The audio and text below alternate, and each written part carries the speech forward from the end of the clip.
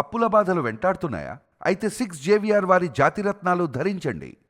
LB Nagar police station దగ్గర ఒక high tension వాతావరణం కనిపిస్తోంది. కానిస్టేబుల్ సాయి కుమార్ బలవన్మరణం చేసుకోవడం చేత వాళ్ళ కుటుంబ సభ్యులు వచ్చి అక్కడ ధర్నా నిరసన చేస్తున్న పరిస్థితి అయితే మనకు కనిపిస్తోంది. మరి ఎందుకు నిరసన చేస్తున్నారు అని అంటే, ఇది ఖచ్చితంగా బలవన్మరణం అయితే కాదు, ఖచ్చితంగా మా బిడ్డని కొట్టి చంపేశారు, ఇది కుల వివక్ష హత్య అని చెప్పేసి వాళ్ళు ఆరోపిస్తూ ఉన్నారు. అయితే 2024 బ్యాచ్ కి చెందిన సాయి కుమార్ కానిస్టేబుల్ గా, అంటే మనకి ఈ కాప్స్ డ్యూటీ కోసం అయితే రీసెంట్ గానీ ఏసీపీ ఆఫీస్ కి అయితే బదిలీ చేయడం జరిగింది. అయితే అక్కడ నాకు ఈ జాబ్ చేయటం ఇష్టం లేదు అని చెప్పేసి ఒక నోట్ రాసి చనిపోయినట్లుగా అయితే అక్కడ తెలుస్తోంది. ఎక్కడైతే చనిపోయారో అక్కడ బ్లడ్ మార్క్స్ ఉన్నాయి అని చెప్తున్నారు. ఒకవేళ తనంతట తానే బలవన్మరణానికి పాల్పడితే గనక ఎందుకు బ్లడ్ మార్క్స్ ఉన్నాయి అని చెప్పేసి కుటుంబ సభ్యులు ఆరోపిస్తూ ఉన్నారు. ఇది ఖచ్చితంగా కొట్టి చంపారు అని చెప్తూ ఉన్నారు. అయితే మరి దీనికి సంబంధించి అయితే ఇప్పటి వరకు ఎవ్వరూ కూడా రియాక్ట్ అయితే అవ్వలేదు పోలీస్ స్టేషన్కి సంబంధించి.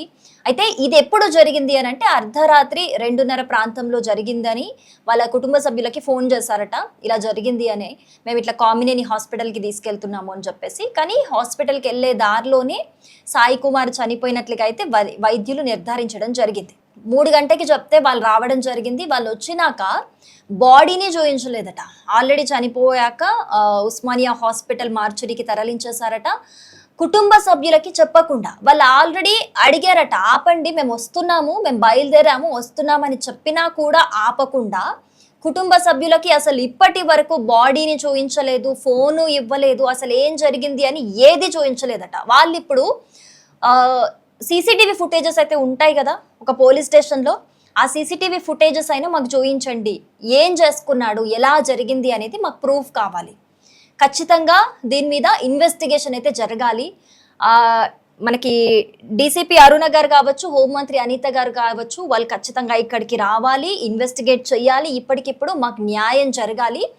ఇందులో ఏదో మతలబు ఉంది, ఇది ఖచ్చితంగా హత్యే, బలవన్మరణం కాదు అని చెప్పేసి ఒక పెద్ద ఎత్తున డిమాండ్స్ వినిపిస్తున్న పరిస్థితి అక్కడ ఎల్బీ నగర్ పోలీస్ స్టేషన్ పరిధిలో అయితే ఒక హై టెన్షన్ వాతావరణం అయితే కనిపిస్తోంది. వి వాంట్ జస్టిస్ అని చెప్పేసి పెద్ద ఎత్తున చాలా మంది కూడా అక్కడ నిరసన తెలుపుతున్న పరిస్థితి. అయితే ఇప్పుడు మనకి సాయి కుమార్ డీటెయిల్స్ చూస్తే ఆయన స్వస్థలం రంగారెడ్డి జిల్లా మంచాల మండలం అజ్జినా తాండాకి చెందిన ఒక వ్యక్తిగా అయితే మనకి తెలుస్తోంది. వాళ్ళ కుటుంబ సభ్యులు చెప్తున్నది ఏంటి అని అంటే, అసలు ఆ అబ్బాయి ఇలా చేసుకునే అబ్బాయి అయితే కాదు, మేమే ఎప్పుడన్నా లోగా ఫీల్ అయినప్పుడు మాకే ధైర్యం చెప్తాడు, అట్లాంటిది ఎందుకు ఇలా చేసుకుంటాడు అని చెప్తున్నారు. ఇంకొకటి ఇక్కడ కుటుంబ సభ్యులు ముఖ్యంగా ఆరోపిస్తుంది ఏంటి అని అంటే, సిఐ వేధింపుల వల్లే, సిఐ తక్కువ కులస్తుడు అని చెప్పి మాట్లాడడం వల్లే ఇది జరిగింది. మాకు ఖచ్చితంగా ఒకవేళ అంటే సిఐ మాట్లాడిన వేధింపులు భరించలేక ఇలా చేసుకున్నాడా, లేకపోతే వీళ్ళే కొట్టి చంపేశారా, అసలు ఏం జరిగింది, బ్లడ్ మార్క్స్ ఎందుకు ఉన్నాయి, మాకు సీసీటీవీ ఫుటేజెస్ చూపించండి, అట్లీస్ట్ ఫోన్ చూపించండి అని అడుగుతున్నారు. ఫోన్ 6 o'clock ఇచ్చినట్లుగా చెప్తున్నారు. కానీ ఫోన్ వాళ్ళకి హ్యాండ్ ఓవర్ చేసినప్పటికీ అందులో అన్ని డిలీట్ చేశారు, అందులో ఏ ప్రూఫ్స్ కూడా లేవు, అన్ని డిలీట్ చేసి మాకు ఇచ్చారు అని చెప్తూ ఉన్నారు.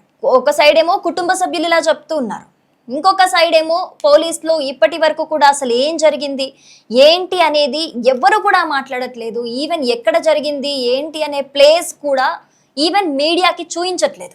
సో ఎందుకు ఇంత గోప్యంగా ఉంచుతున్నారు, ఏం జరిగింది, ఏదైనా మిస్లీడ్ చేస్తున్నారా, దీన్ని పోలీస్ స్టేషన్లో జరిగింది కాబట్టి పరువు పోతుంది కాబట్టి దీన్ని ఏమైనా మిస్లీడ్ చేస్తున్నారా, అసలు ఏం జరిగింది అనేదైతే ఇంకా ఎక్కువ, అంటే పోలీసులు దీన్ని గోప్యంగా ఉంచటం వల్ల ఇంకా ఎక్కువ అనుమానాలు అయితే వ్యక్తమవుతున్నాయి.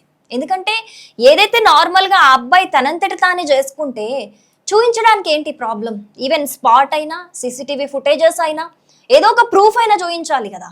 ఏది కాకుండా అసలు మీడియాను కూడా అలౌ చేయకుండా గోప్యంగా ఉంచడం పైన అయితే అందరూ కూడా అనుమానాలు వ్యక్తం చేస్తున్నారు. అలాగే కుటుంబ సభ్యులు ఆరోపిస్తుంది ఏంటి అని అంటే, ఖచ్చితంగా ఇది సిఐ వల్లే జరిగింది, సిఐఏ దళిత వ్యక్తి గిరిజన బిడ్డ అని చేసి తక్కువ చేసి మాట్లాడాడు, తక్కువ చేసి చూడడం జరిగింది, అందుకే మనస్తాపానికి గురై ఉండొచ్చు అని చెప్తూ ఉన్నారు. ఖచ్చితంగా ఇప్పుడు ఆ సీఎని సస్పెండ్ చేయాలి, మాకు న్యాయం జరగాలి అని మాట్లాడుతూ ఉన్నారు. కానీ పోలీసుల వాదన ఎలా ఉంది అని అంటే, ప్రూఫ్ లేనిది ఏదైతే మాట్లాడలేం మనం, అందులో నిజాలేంటి తెలియాలి కదా బయటికి. ఏ ప్రూఫ్ లేనిది ఎలా మాట్లాడతాం? అయినా పోలీస్ స్టేషన్లో చాలా మందికి కూడా సిఏ అంటే దళితులకి సంబంధించి, దళితులు చాలా మంది ఉంటారు. సో అలాంటి దళితులకి సంబంధించి తక్కువ చేసి మాట్లాడడం, కులాన్ని అడ్డం పెట్టుకొని మాట్లాడడం అనేది అయితే ఉండదు అని కొంతమంది పోలీసులు అక్కడ చెప్తున్న పరిస్థితి. ఇంకొంతమంది అక్కడ ధర్నా చేస్తున్న వాళ్ళలో అంటున్నారు, అసలు పోలీస్ స్టేషన్లో ఉన్న అంటే పోలీసులకి సంబంధించిన ఒక కానిస్టేబుల్కే రక్షణ లేనప్పుడు, పోలీస్ స్టేషన్లోనే ఇలాంటిది జరిగినప్పుడు ఇంకా సామాన్య జనాల పరిస్థితి ఏంటి అనే క్వశ్చన్ కూడా ఇక్కడ రైజ్ అవుతోంది. అంతే కదా, పోలీసులు అంటే ఎవరు? సామాన్యులకి రక్షణ కల్పించేవారు.